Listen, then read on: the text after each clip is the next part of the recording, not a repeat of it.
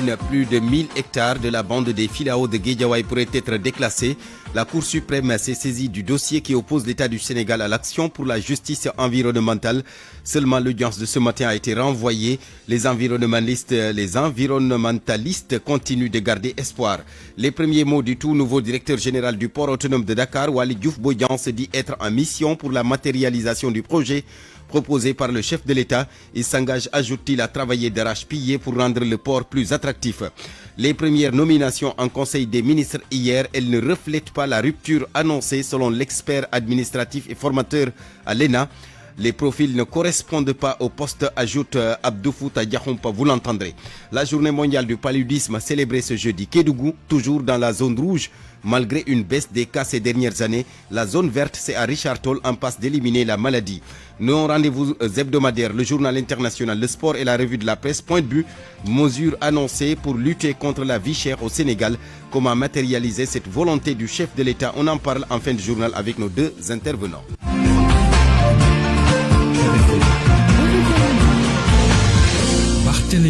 Abdoulaye Diop est à la technique de ce journal. Bienvenue à tous. Seydou Nourouba, bonjour.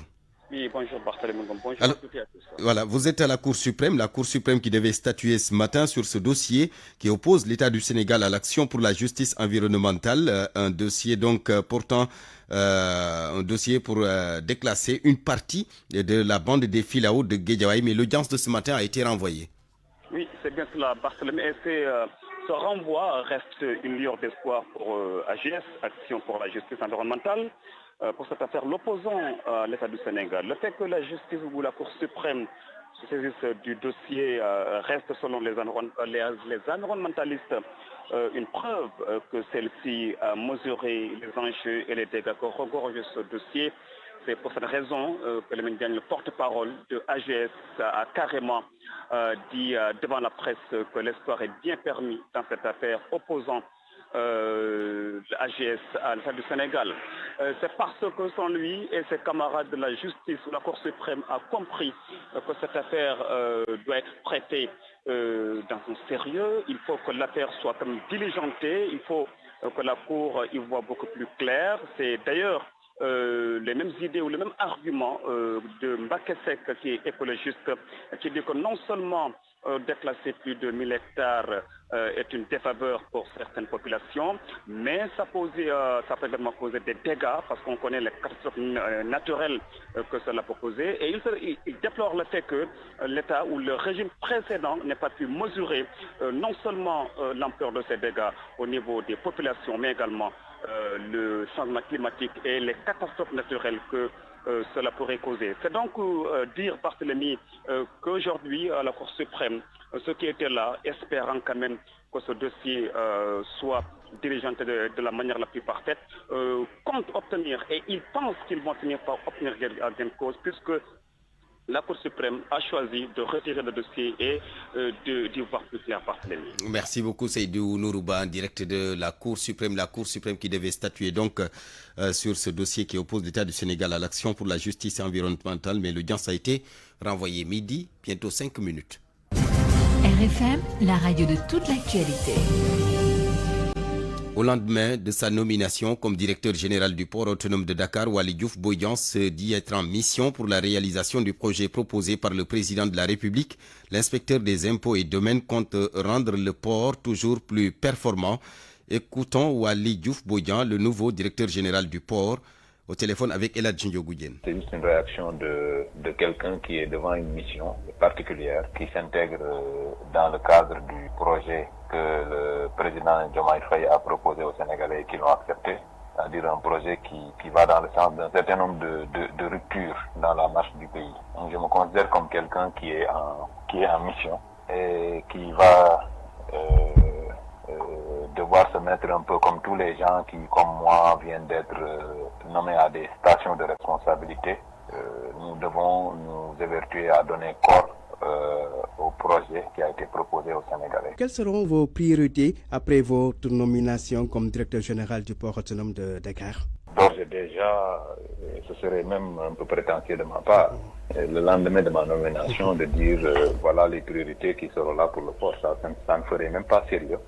Le port est une structure importante Et pour pouvoir décliner une feuille de route, il va falloir quand même s'imprégner un peu plus de ce qui se passe au niveau du port pour pouvoir maintenant en parler dans ce sens. Mais d'ores et déjà, nous, je suis un fonctionnaire aguerri. Je suis dans l'administration sénégalaise depuis 20 ans au niveau de la Direction générale des impôts et des domaines. Et je pense qu'au niveau du port, on pourra en tout cas apporter notre touche pour faire en sorte de garder la structure dans une zone, dans une logique de performance. Voilà, c'était donc le nouveau directeur général du port autonome de Dakar. Plusieurs nominations donc hier en Conseil des ministres et parmi les boîtes concernées, la RTS, la CDC, le port, la IBD entre autres. L'expert en administration et formateur à l'ENA, l'École nationale d'administration, Abdou Fouta Diakhoumpa, révèle que les premières nominations à la tête des directions nationales ne reflètent pas la rupture annoncée. À l'en croire, ces nominations ne sont pas faites sur la base d'appel à candidature et les profils ne correspondent pas au poste. Abdou Fouta Diakhoumpa, que je vous propose d'écouter. Le nouveau régime vient de se rendre compte de la réalité du pouvoir, parce que tant que ces gens étaient dans les positions, ils pouvaient se permettre de tout dire. Et par conséquent, l'appel d'offres à candidature pour occuper les hautes fonctions publiques n'est pas une chose simple. Ils viennent de s'en rendre compte parce qu'un tel processus demanderait au moins, pour être efficient, 3 mois entre le choix du cabinet ou la mise en place d'une commission nationale chargée d'étudier les dossiers de candidature pour les hautes fonctions. Ça allait prendre 3 mois. Et les gens qui les ont accompagnés à la conquête du pouvoir ne pouvaient pas attendre autant. Et pour eux, il est impératif de se débarrasser des vaincus. Mais tout compte fait, on admet tous que celui qui gagne gouverne. Ça veut dire celui qui gagne a la possibilité de choisir les hommes avec qui il compte travailler. Deuxième chose qui montre que jusqu'à présent il n'y a aucune rupture, c'est le fait que les profils ne me semblent pas toujours adéquats par rapport au poste. Et ça a commencé sous Wade, amplifié sous Macky Sall, et voilà que ça continue sous Diomaye.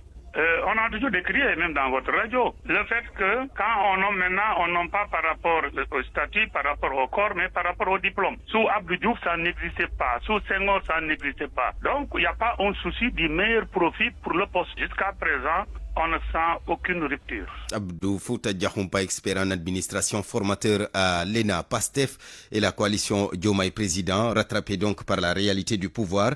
Le projet restera un projet au moins jusqu'au 3e trimestre de l'année 2024 avant d'être un plan d'action du nouveau gouvernement. C'est l'une des informations sorties hier en Conseil des ministres. Pour des analystes politiques, il n'y a rien de nouveau.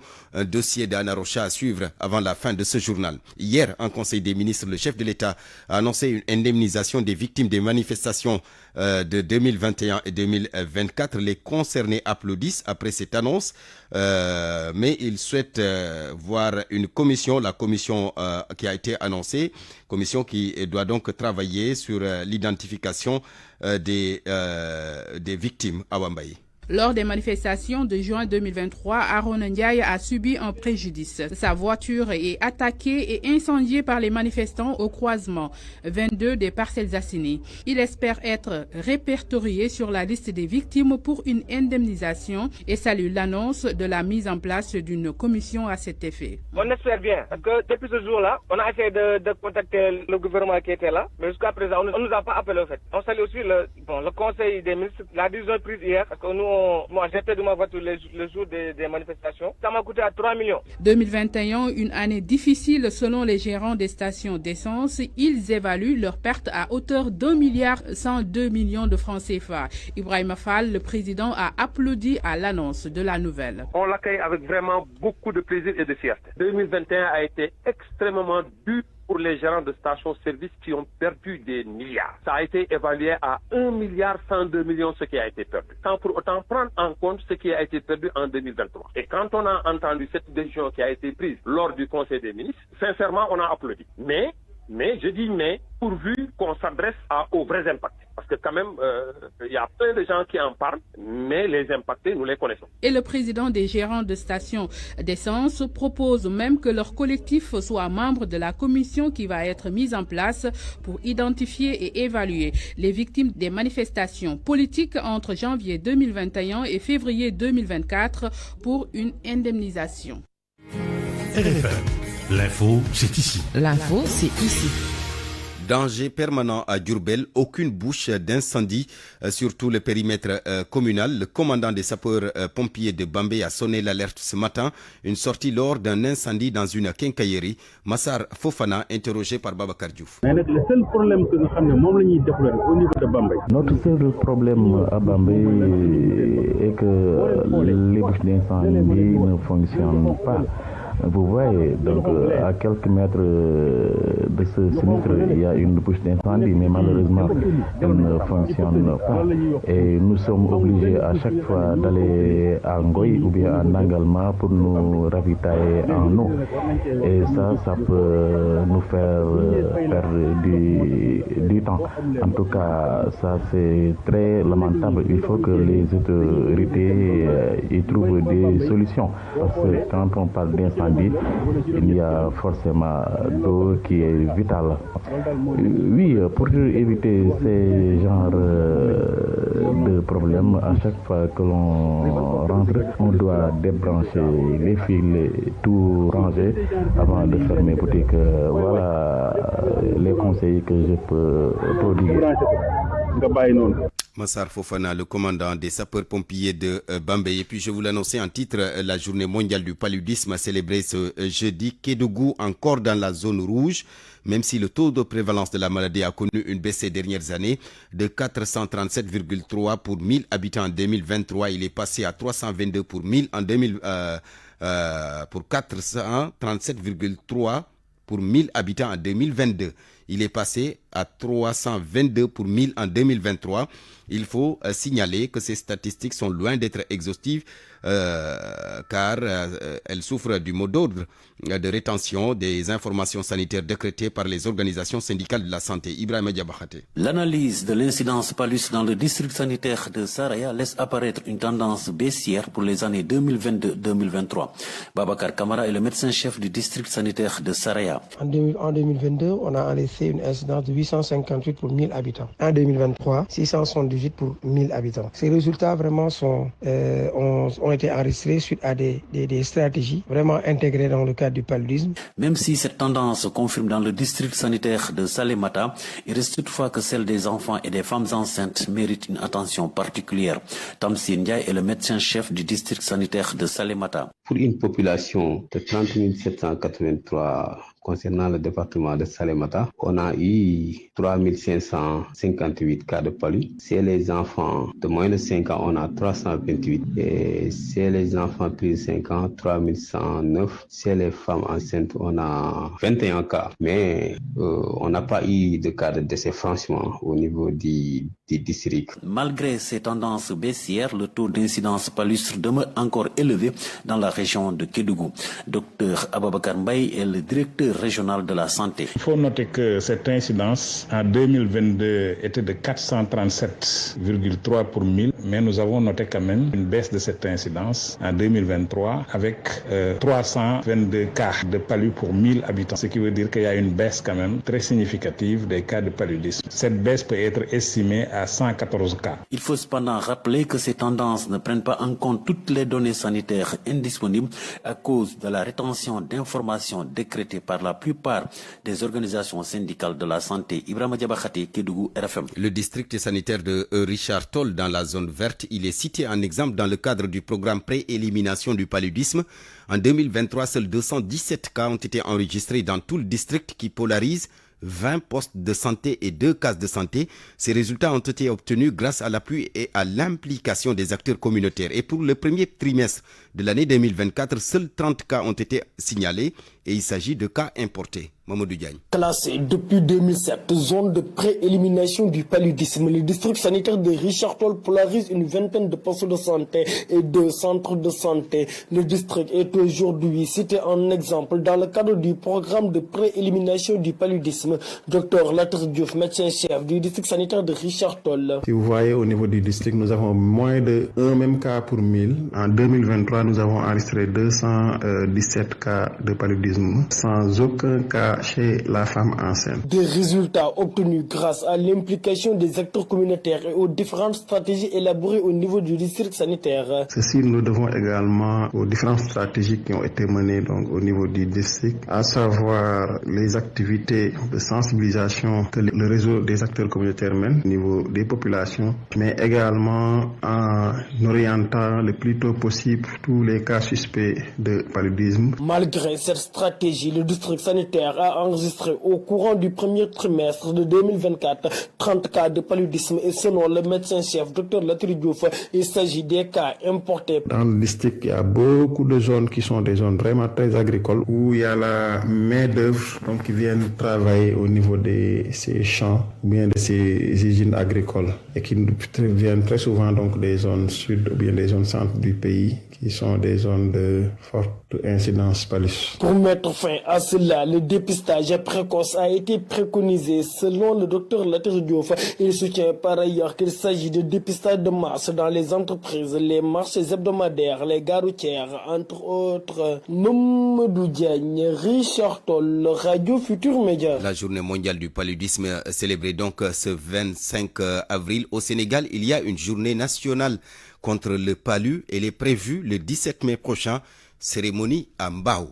Le maire de la commune de Diakhaï Parcelles Assainies, préoccupé par le centre de santé de sa commune, le chantier qui a démarré en 2006 n'est toujours pas achevé.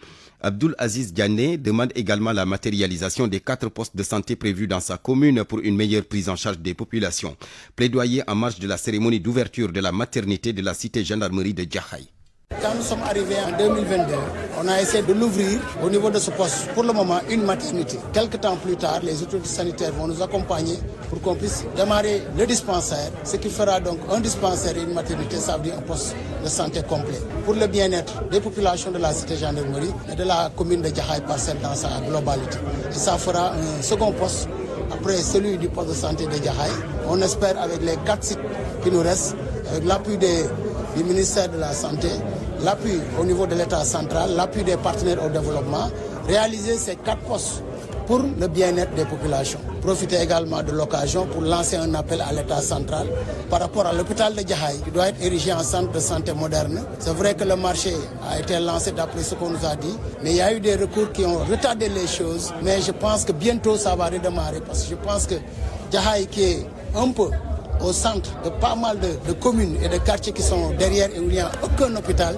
Je vous nomme Nyakura, Daruchubu, Sangalkam, Bambilor, Sangalkam, il y a un centre de santé. À partir de là, nous n'avons que Youssoumbargan, nous n'avons que l'hôpital, peut-être Roi Baudouin, même à Kermassar, c'est un centre de santé. Je pense que donc ériger ce centre de santé moderne, pourquoi même pas l'ériger en hôpital, je pense que ce sera le bienheureux pour les populations et pour la santé de tout le monde. Abdou Aziz Diané, le maire de la commune de Diakhaï Parcelles Assainies, qui engage donc un plaidoyer. Un autre plaidoyer, celui du président de l'Association nationale sénégalaise pour l'inclusion des personnes handicapées. Il demande aux autorités de créer un ministère de l'inclusion sociale en remplacement de l'action sociale.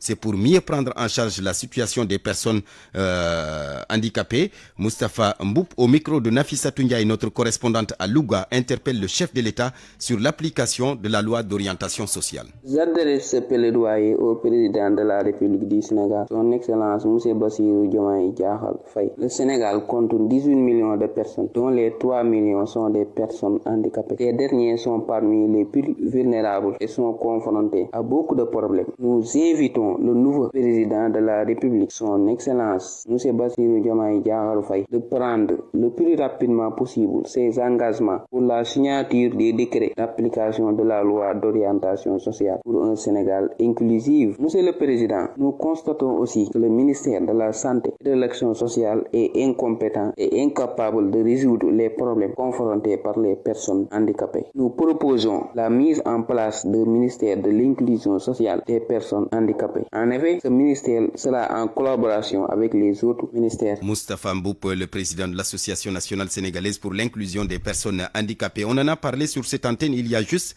Quelques jours, cette invasion de criquets pèlerins à Kaffrine, ils ont dévasté plusieurs hectares. Les paysans lancent un cri du cœur. Ndeye Awa Bey. Nous sommes à Mboul Kausarafal, dans la commune de Boulel. Ici, les agriculteurs sont confrontés depuis plusieurs semaines à une invasion de criquets pèlerins d'une ampleur et d'une capacité destructrice. À l'heure actuelle, on parle de plusieurs hectares dévastés dans les champs de Mam Lampofal, Mam Cheikh Meng. Nous sommes vraiment inquiets parce que cela fait des semaines que ces criquets sont présents dans nos champs et on finit par détruire toutes nos cultures vivrières. Regardez, on a investi des millions, mais tout est tombé à l'eau. C'est vraiment déplorable. Selon lui, les techniques qu'il utilise ne donnent pas pour le moment satisfaction. Nous avons essayé de faire du saupoudrage, entre autres, mais rien. Les criquets continuent leur bonhomme de chemin. Voilà pourquoi les agriculteurs de la région de Kaffrine tirent la sonnette d'alarme pour interpeller directement les autorités compétentes à régler cette situation avant l'hivernage. Nous interpellons les autorités locales, surtout le ministre de l'Agriculture, le président de la République, Bassirou Diomaye Faye, pour trouver des solutions immédiates pour faire sortir ces criquets de nos champs. Nous avons tout perdu.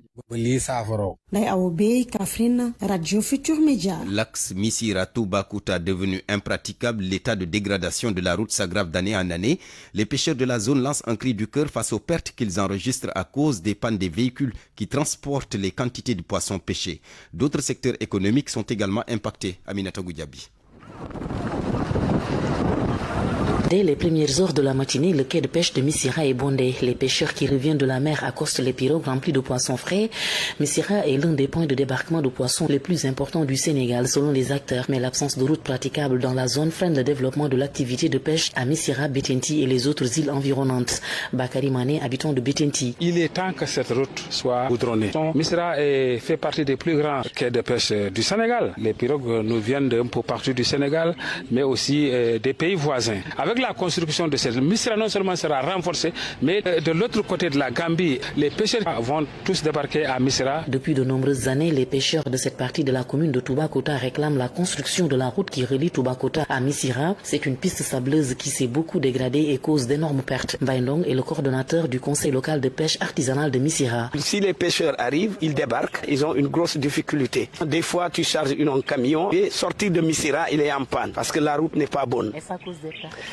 Beaucoup de pertes. La communauté souffre beaucoup. Le goudronnage de cette route longue de 14 km va soulager beaucoup de villages. Les évacuations sanitaires seront également moins pénibles. Surtout les insulaires, Betenti, Boussinkang, Guinac, c'est des gros villages. Alors s'ils ont des urgences, sont très difficiles pour qu'ils puissent retrouver sur les hôpitaux. C'est le malheur de cette route. D'autres activités pratiquées dans la zone pourraient aussi connaître un essor, selon Bakary Mané. Un touriste qui vient à Toubacouta, quand il n'est pas arrivé à Missirah ou à l'île aux oiseaux, il n'est pas content. Avec l'approche de l'hivernage, la psychose s'installe déjà. La situation va empirer en cas de forte pluie, comme c'est le cas chaque année. Aminato Goudiaby, Fatick RFM. L'actualité internationale.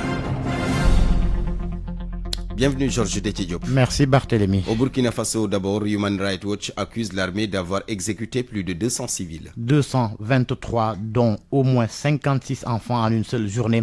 Selon une enquête de l'organisation, les faits se sont déroulés en février dernier.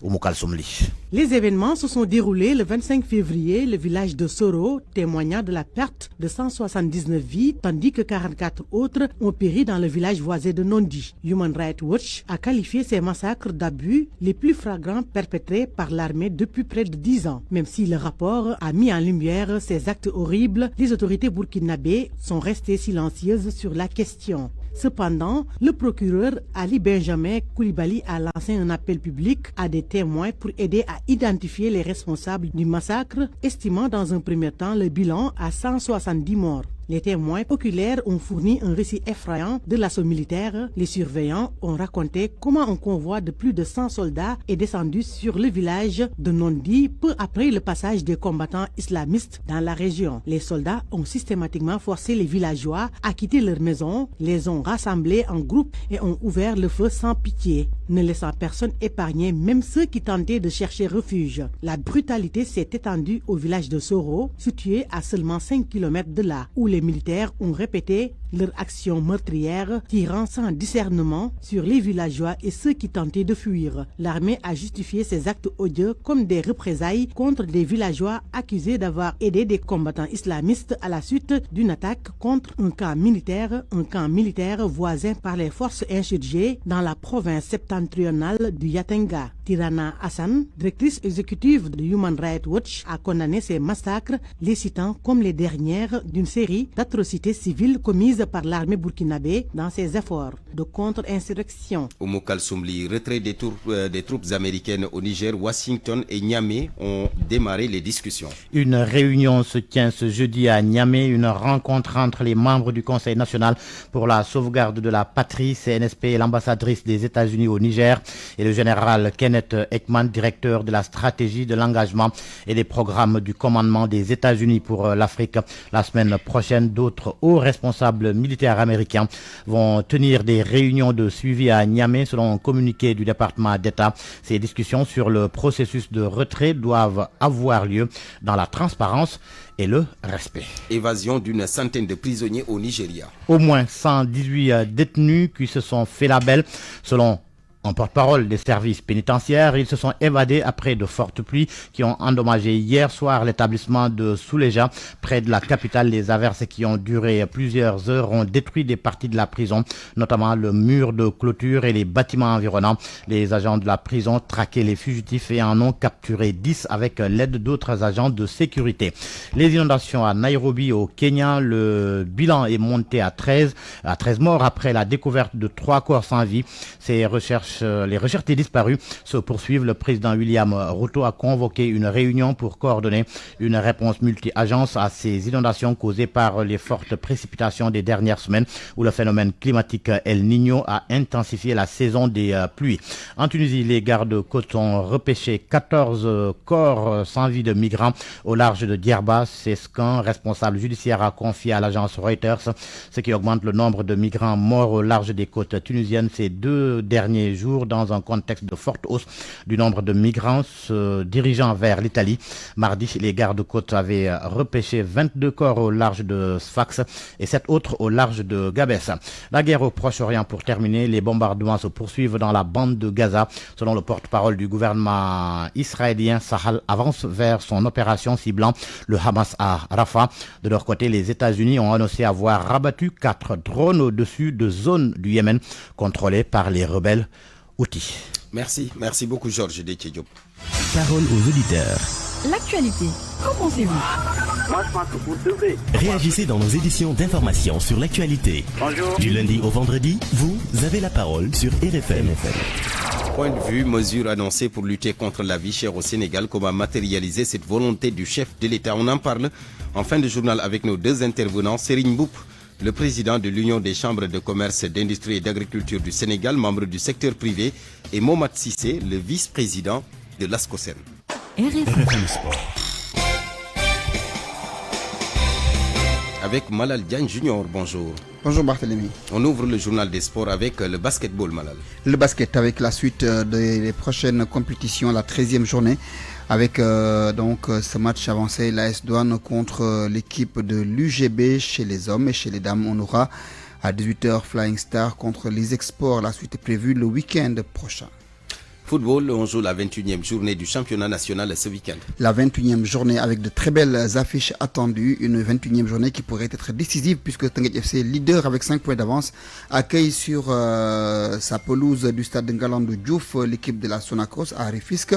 À Pékin, Pékin joue contre le Giraffe de Dakar, le Giraffe qui est également en course pour jouer les premiers rôles au niveau du haut de classement. Ce sera à Al Santiago. Génération Foot qui se bat en milieu de tableau joue contre le Casa Sport qui est mal placé. Cette rencontre est prévue à Thiès alors qu'à Saint-Louis du Sénégal, on aura la Linguère face à l'équipe de Guédiawaye Football Club qui est également concernée par le podium. En Angleterre, suite et fin de la 29e journée du championnat anglais. Ce soir, Manchester City va tenter de suivre le rythme imposé par Arsenal. Les Citizens sont en déplacement à Brighton, coup d'envoi prévu à 19h. Lutte avec frappe Aliou Sey2 qui défie Quench à l'arène nationale. Ce sera pour la prochaine journée du CLAF organisée par Gaston Productions. Ce CLAF, c'est un championnat de lutte qui va opposer plusieurs jeunes espoirs qui vont s'affronter à l'arène nationale. Mais pour cette journée, on aura comme tête d'affiche ce grand combat qui va opposer Quench à Aliou Sey2.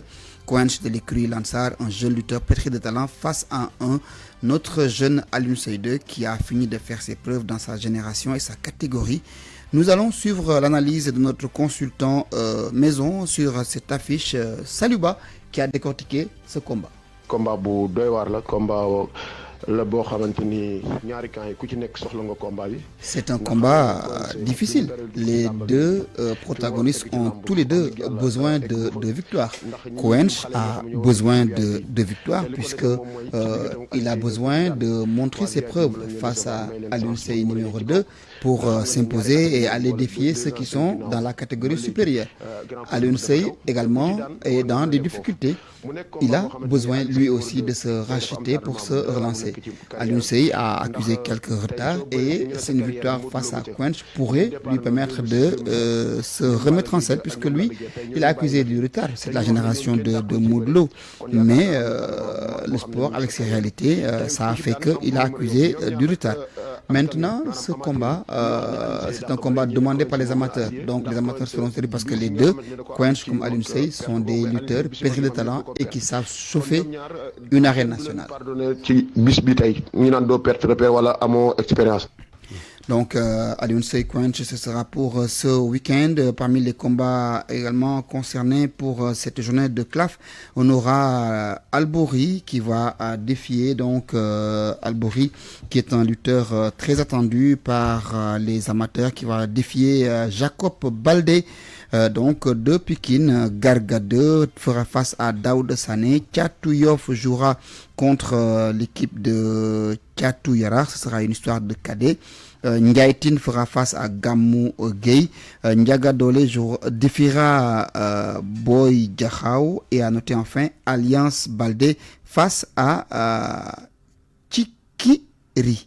Il va falloir un jour que l'on fasse un reportage pour que les lutteurs nous disent d'où leur vient l'inspiration pour trouver vraiment leur nom. C'est un nom de sportif, Malal Junior Diagne. Merci. RFM 94.0, la radio en puissance. Midi 32 minutes, je vous l'annonçais tantôt dans ce journal. PASTEF et la coalition Diomaye Président rattrapés par la réalité du pouvoir. Le projet restera un projet au moins jusqu'au 3e trimestre de l'année 2024 avant d'être un plan d'action du gouvernement. C'est l'une des mesures ou l'une des informations sorties hier en Conseil des ministres. Mais pour les analystes politiques, il n'y a rien de nouveau sous le soleil. Un dossier réalisé par Anna Rocha. Le projet qui a porté Bassirou Diomaye Faye et Ousmane Sonko au sommet de l'État sera achevé au 3e trimestre de l'année 2024, apprend-on. Le duo est rattrapé par l'exercice du pouvoir, estime Pape Amadou Fall, journaliste et analyste politique. La prise de pouvoir impose toujours une certaine relecture parce que vous vous retrouvez dans un schéma quelquefois extrêmement inattendu. Le projet de PASTEF, la plupart des Sénégalais ne l'ont jamais maîtrisé. Donc, que l'on nous dise aujourd'hui que le projet avec un grand P ne sera pas achevé au mois d'octobre, cela ne peut surprendre personne. Espérons simplement que la proposition qui va sortir nous permettra de faire un bond en avant. Les ruptures sont attendues par les Sénégalais, mais ce n'est pas seulement la reddition des comptes. Ça, c'est une partie du projet. C'est intéressant, mais on attend plus. Selon Demba Gueye, maître de conférence en analyse du discours à l'UCAD, il n'y a pas vraiment de surprise. De Wade à Sonko, l'opposition sénégalaise a toujours accédé au pouvoir grâce à un chapelet de promesses avant de se réajuster une fois au pouvoir. Un projet politique n'est pas forcément un projet opérationnel. C'est un ensemble de promesses, un ensemble de propositions qu'il faudra rendre opérationnel après. Je pense qu'on ne peut pas en tenir rigueur au PASTEF dans la mesure où l'histoire du Sénégal a montré que tous les opposants qui ont accédé au pouvoir ont procédé de la même manière. Il a fallu à Abdoulaye Wade plusieurs années pour arriver à élaborer un véritable projet de société. Il a fallu également plusieurs années à Macky Sall pour élaborer le PSE. Et le Yono côté, c'est à peu près la même chose aujourd'hui que le projet de PASTEF, parce que le Yono Yokouté, c'était un ensemble de promesses qu'il a fallu traduire en plan, avec maintenant toutes les étapes qu'il faut respecter pour élaborer un projet de société. Selon le Premier ministre Ousmane Sonko, le projet portera exclusivement le sceau de l'expertise sénégalaise. La première phase du plan d'action du projet, elle, sera inscrite dans le projet de loi de finances initiale 2025, lequel sera soumis à l'approbation de l'Assemblée nationale en octobre prochain. L'autoroute de l'avenir vous offre votre revue de presse. La presse de ce jeudi, lecture, commentaire, Georges Détché-Diop. Le président Bassirou Diomaye Faye coupe des têtes et récompense plusieurs victimes, au rang desquelles le général Moussa Fall limogé. Il n'est plus le haut commandant de la gendarmerie nationale. Le général Moussa Fall est remplacé par le général Martin Faye, jusque-là haut commandant en second de la gendarmerie nationale. Ainsi, source A s'exclame, général Moussa Fall viré. Il n'est pas le seul. Le coup de balai, comme l'appelle là, s'étend jusque dans les directions générales. Papa Alé remplace Racine Talla à la RTS, Cheikh Bombadier atterrit à l'aéroport international Blaise Diagne de Diass, Fadilou Keita remplace Cheikh Issa Sall à la Caisse des dépôts et consignations. Waly Diouf Bodiang au port autonome de Dakar à la place de Muntagasi Bakary Sega Batili, nommé directeur général de l'APIX en remplacement de Abdoulaye Baldé. Entre autres, chamboulement opéré hier en Conseil des ministres. C'est d'ailleurs le terme utilisé par Sud Quotidien et Libération. Le témoin, lui, affirme que le président Diomaye Faye coupe les premières têtes pour enquête. Sonko place ses hommes pour les Échos. Le grand ménage a commencé dans les directions générales. Besbi Le Jour parle de ramassage. Tribune croit savoir que l'heure des récompenses a sonné. Ce n'est pas la seule information issue de la réunion hebdomadaire du Conseil des ministres hier. Le quotidien national Le Soleil indique que le président de la République a demandé au Premier ministre de mettre en place une commission qui devra identifier les victimes des manifestations politiques entre janvier 2021 et février 2024 et procéder à l'évaluation des préjudices ainsi qu'à la prise en charge effective des blessés en cours de traitement. Le quotidien gouvernemental rapporte ainsi que l'indemnisation des victimes est annoncée. Qu'en est-il du projet? Le journal Le Quotidien informe qu'il verra le jour dans 5 mois. Le confrère relève que les nouvelles autorités semblent avoir floué tout le monde. Chanté partout, le projet qui devait être le référentiel des politiques publiques du parti PASTEF au pouvoir n'avait aucun contenu existentiel. C'est maintenant que sa phase rédactionnelle débute pour être achevée d'ici octobre 2024. L'info, pendant ce temps, souligne que le projet est décalé en 2025. L'info, qui se fonde sur le communiqué du Conseil des ministres d'hier, affirme que le projet portera exclusivement le sceau de l'expertise sénégalaise et sera achevé au 3e trimestre de l'année 2024. Un comité technique restreint sera mis en place à la primature. Cette instance sera composée notamment des ministères en charge du plan, des finances, de l'industrie, de la souveraineté alimentaire, de l'emploi, de la transformation du secteur public et du bureau organisation et méthode. À l'issue des travaux, ajoute le journal, le cadre de référence pour la matérialisation de la vision du président de la République pour un Sénégal souverain, juste et prospère à travers la conception de programmes et projets de transformation systémique sera soumis à la validation du chef de l'État avant la fin du 3e trimestre de l'année 2024. La première phase d'un plan d'action pluriannuel du projet sera inscrite dans le projet de loi de finances initiale 2025 qui sera soumis à l'approbation de l'Assemblée nationale au début du mois d'octobre prochain. Commentaire de sucré salé dans le journal Le Quotidien. C'est donc ça le projet, une idée sans technostructure, sans support. Il y a eu solution de Sonko, le programme Diomaye président, mais le projet faisait fantasmer les gens qui croyaient que c'était l'instrument providentiel pour amener le pays au niveau de la corne de Bonne-Espérance. Il sera rédigé localement pour garder les idées souverainistes des nouvelles autorités. On va commencer par le premier chapitre, emploi des jeunes et cherté de la vie. On verra le reste plus tard. Les sports pour terminer. Le journal Record s'intéresse ce matin à la première ligue anglaise avec le match Everton-Liverpool hier. Everton qui a battu Liverpool 2-0. Un Ghana taille patron, s'exclame le journal à la première page du quotidien Stade. Buteur des 5 grands championnats en Europe. Nostalgie des Nyang, Sow, Papis, Sadio, entre autres. À vos kiosques et bonne lecture. L'autoroute de l'avenir vous a offert votre revue de presse. Point de vue. Regard croisé sur l'actualité du jour. Mesures annoncées pour lutter contre la vie chère au Sénégal. Comment matérialiser cette volonté du chef de l'État? On en parle dans la rubrique Point de vue. Nous sommes avec Serigne Mboup. Monsieur Mboup, bonjour. Allô, monsieur. Bonjour. Oui, monsieur Mboup Serigne, président de l'Union des chambres de commerce, d'industrie et d'agriculture du Sénégal, membre du secteur privé. Nous sommes également avec Mohamed Cissé. Monsieur Cissé, bonjour. Monsieur Cissé. Oui, bonjour, je vous entends. Voilà. Vous m'entendez? Effectivement, monsieur Mohamed Cissé, président, vice-président de l'ASCOSEN. Avec vous, nous parlons bien sûr de ces mesures annoncées pour lutter contre la vie chère, mesures annoncées par le président de la République. Alors, Serigne Mboup, président de l'Union des chambres du commerce, d'industrie et d'agriculture, membre du secteur privé, le président de la République qui demande d'emblée un plan d'urgence opérationnel pour lutter contre la vie chère, assorti de mesures hardies de baisse des prix des denrées de consommation courante, ainsi que certains services essentiels d'ici le 15 mai 2024. Alors, depuis lors, aujourd'hui, là où l'on attend le gouvernement, le régime actuel, c'est la baisse de la vie chère au Sénégal. Vous, du secteur privé, vous avez eu à rencontrer justement le président Bassirou Diomaye Faye. Est-ce que vous croyez à cette faisabilité, la baisse des prix tout de suite? Bon, je vous remercie et remercie l'ensemble des auditeurs, des auditrices, et remercie monsieur,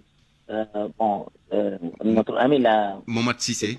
Mohamed Cissé, je connais beaucoup plus Mohamed. Mohamed Ndao qui est de Kaolack.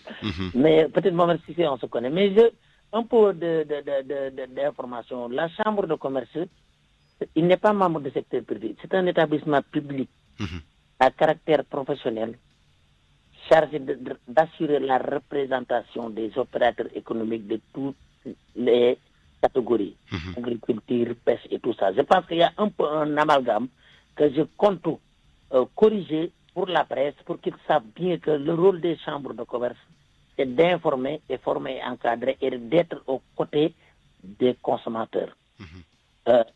Actuellement, je suis très content que le débat actuel se passe au niveau de la presse, qu'il soit beaucoup plus un débat économique.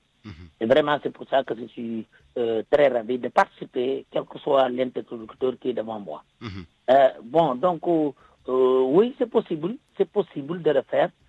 C'est possible de faire quelque chose en court terme, c'est possible de faire quelque chose en long terme et moyen terme, tout est possible. Moi, je pense que ça dépend des orientations que le gouvernement propose, et je pense que ce que j'ai vu, que le président a demandé au ministre de l'économie et des finances de proposer quelque chose. Bon, nous, on ne peut pas faire la proposition à la place du ministre de l'économie et des finances. On attend que la proposition soit à partir de là. On peut donner notre avis, parce que nous, notre rôle en tant que chambre de commerce, c'est de pouvoir donner notre avis et de conseiller le gouvernement, mais on n'est pas syndicat, on n'est pas patronat, bien qu'on est... Mais justement, vous, Serigne Mboup, en tant que membre du secteur privé, si vous aviez aujourd'hui à conseiller le président de la République pour une baisse des prix, qu'allez-vous lui dire? Bon, qu'allez lui dire... Par où commencer cette baisse? Voilà, par où commencer cette baisse? Réduire les taxes, c'est les consommateurs qui sont mieux placés pour le dire.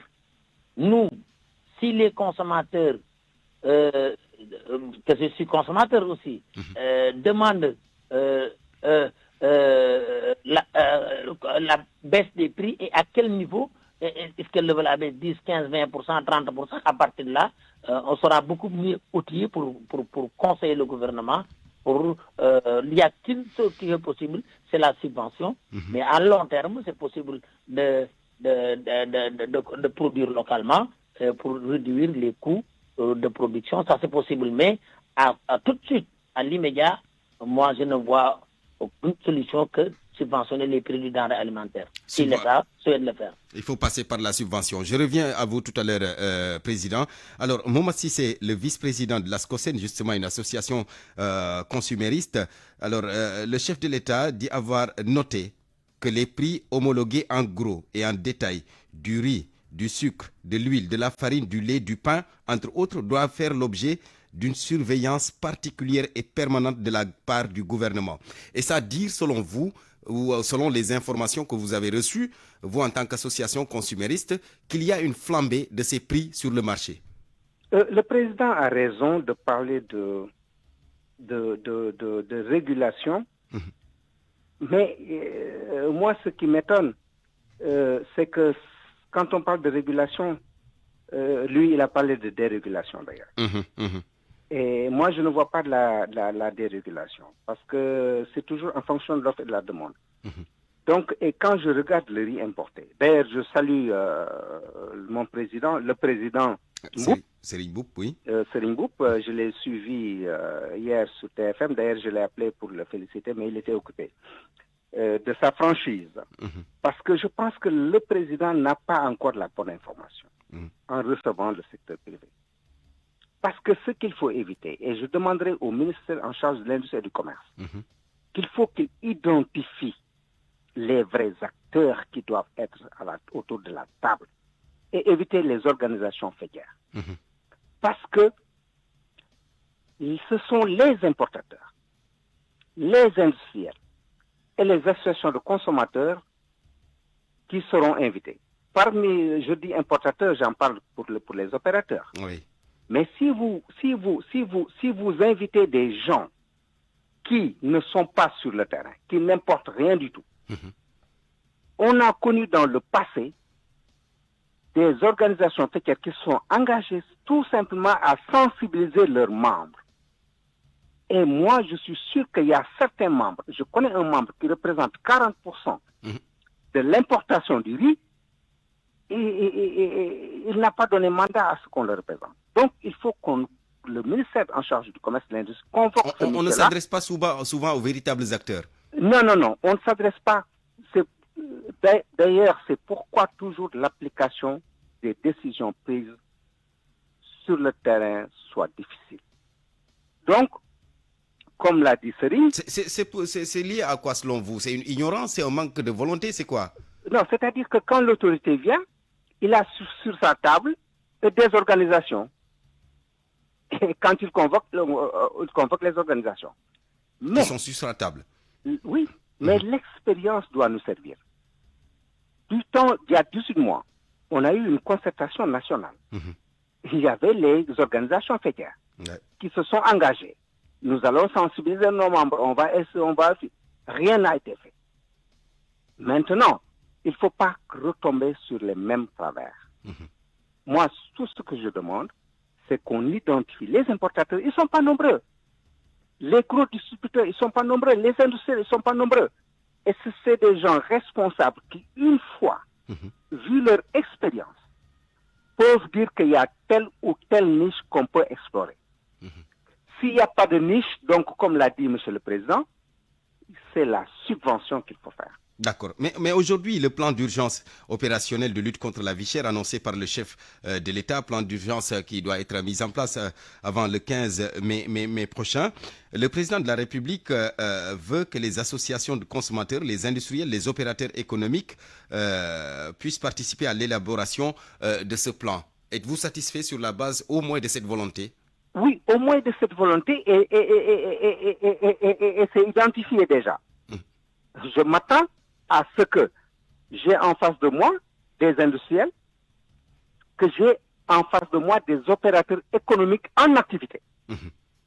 Et autour d'une table, nous allons discuter en toute franchise. Rien ne sert pour le consommateur que je suis, ou défenseur de consommateurs, qu'on cherche à me faire plaisir en disant qu'on peut faire ceci, qu'on peut faire cela, et qu'au finish, au niveau, ce ne sera pas applicable. Qu'en toute sincérité, s'il faut, parce que si je prends l'exemple du riz importé, les droits de douane, il n'y en a plus. La fiscalité, il n'y en a plus. Et les prix sont excessivement chers. Quand on prône donc la réduction du coût de la vie et qu'on veut réduire ces prix-là, c'est la subvention. Mais quand je prends l'exemple de l'huile de palme, depuis 18 mois, le prix qui était homologué était à 20 500, jamais atteint.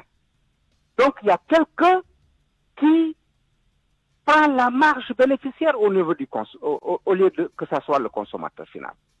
c'est le boutiquier qui achète moins cher et qui vend au prix homologué qui est à 1100 francs. Donc, l'État peut... Justement, les boutiquiers, parce qu'il y a les grossistes, il y a les demi-grossistes, il y a les détaillants aussi. Et apparemment, chacun y va avec ses propres prix. Mais justement, quand les prix sont homologués, ils doivent le respecter. Mais il arrive que parfois, l'offre étant suffisante, parce que le marché, c'est en fonction de l'offre et de la demande, quoi qu'on dise. Parfois, comme l'offre d'huile était trop suffisante sur le plan international, il y a eu une guerre entre les importateurs dans un premier temps. Après, les choses se sont stabilisées d'eux-mêmes. Mais jusqu'à présent, il y a une marge de moins 2000 francs ou 1500 francs qu'on peut capturer. D'accord, je reviens à vous tout à l'heure, Président. Et je peux parler aussi que de l'élargissement qu'on va proposer, parce qu'il n'y a pas que la farine, l'huile et le riz, il y a la viande dont on doit parler. Et oui, le loyer aussi qui fait partie de la vie chère. Je reviens à vous tout à l'heure, Président Momat Cissé. Serigne Mboup, vous avez parlé de subventions tout à l'heure, tout comme Momat Cissé. Mais est-ce que le gouvernement aujourd'hui a la capacité ou financière de supporter ces subventions à long terme? Serigne Mboup? J'ai dit que c'est bien de me poser la question, mais seul le gouvernement qui peut répondre à cette question. Me demande est-ce que c'est bon pour notre économie ou non, je peux vous dire. Subvention, c'est pas bon pour notre économie. Ce qui est bon pour notre économie, c'est de penser à produire, à préparer, produire du riz et de pouvoir l'avoir à des prix réduits. C'est comme ça. Booster notre agriculture. Booster, c'est-à-dire, on le fait ou bien on meurt. Ça, c'est pas la peine. Parce que nous, aujourd'hui, la Russie, ils peuvent être 10 ans en guerre. Comment ça s'appelle, embargo et tout ça, mais ils auront de quoi à vivre. Mais à condition, Président, qu'on mange ce que nous produisons. Parce qu'on a vu ce qui se passe par exemple dans la zone des Niayes. On produit beaucoup en pommes de terre, en oignons, mais à l'arrivée, plusieurs tonnes pourrissent entre les mains des producteurs. Parce qu'on ne leur a pas mis des magasins de stockage. Si les Européens arrivent à commercialiser l'oignon et pommes de terre, c'est déjà, il y a des infrastructures logistiques bien faites. Existe déjà, quand on vous parle de marché international d'Amiadio, c'est bien, mais on l'a mal géré, on l'a donné à des personnes qui ne connaissent pas c'est quoi la gestion du marché, on l'a donné aux chambres de commerce de Dakar, que le président c'est un forestier, il ne connaît rien du tout. C'est mieux de le donner faut pas le dire, Président, faut pas le dire comme ça, Président. Si vous m'interrogez, je le dis. Parce qu'aujourd'hui, si demain, on l'avait donné à un médecin pour qu'il gère, je vous dis qu'un médecin ne peut pas gérer des magasins de stockage. Je vous dis la vérité. Il faut savoir que moi, je suis le président de l'Union des chambres de commerce. Quand quelque chose ne va pas, j'ai dit ça ne va pas. Je vous donne un exemple. On m'a toujours approché que j'ai défendu Auchan. Je n'ai pas défendu Auchan parce que l'entreprise française m'intéresse. Mais quand même, c'est les consommateurs qui achètent des produits moins chers à Auchan. Je préférais que demain, qu'on l'achète à EDK, on remet des magasins de témoins, que nous, on a essayé, ça n'a pas marché, tout ça, je l'ai dit. Mais, pour vous dire la vérité, le Sénégal a toutes les possibilités de produire de riz, de le faire consommer normalement, d'augmenter la productivité. Mais c'est vrai que si on donne à des personnes qui ne savent pas gérer, le résultat, c'est que l'État a investi, mais il n'y aura pas... Savoir que le marché international, l'État a mis 55 milliards, c'est pas l'État, c'est nous, l'État c'est nous. 55 milliards, c'est des infrastructures, et on ne peut pas régler le problème de stockage de l'oignon et pommes de terre, et que ça pourrit, c'est grave. D'accord, merci beaucoup Serigne Mboup, plutôt vous m'excusez, on vous retrouve tout à l'heure dans le 13h. Momat Cissé, en quelques secondes, je termine avec vous. Sur le coût du loyer, par exemple, il y a une loi qui a été promulguée, mais la réalité sur le terrain donne autre chose. Oui, naturellement, parce que ce qui manquait en 2014, on s'est rattrapé il y a 18 mois en créant la CONAREL, qui était une autorité de régulation. Mais on n'a pas doté cette autorité-là de moyens de sa politique, qui était d'être équidistant entre les bailleurs et les locataires. la campagne de sensibilisation pour que nul n'ignore ses droits et ses obligations ne pouvait pas être menée. Et il n'y a pas que Dakar, il y a tout l'intérieur du pays, et le président, heureusement, l'a souligné. Mais pour cela, il faut qu'on dote de moyens techniques, financiers, à cet outil de régulation pour qu'il fasse sa politique de sensibilisation, d'information. D'accord. Et être équidistant entre les acteurs. Entre les acteurs. Merci beaucoup. Merci Mohamed Sissé. Malheureusement, nous sommes rattrapés par le temps. Mohamed Sissé, vice-président de l'ASCOSEN. Merci également à Serigne Mboup, président de l'Union des chambres de commerce, d'industrie et d'agriculture du Sénégal, membre du secteur privé. On vous retrouve tous les deux dans le journal de 13h. Ce sera dans 6 minutes, dans moins de 6 minutes. Avec Eladji Ndiogou. Bonne suite de programme. Fin de ce journal présenté par Barthélémy Go. Mise en onde d'Abdoulaye Diop. Réalisation Eladji Ndiogou. Il sera là à 13h. Chef d'édition Mawa Soukan Awambaye. Bonne suite de programme sur la radio Futur Média. Publicité sur RFM.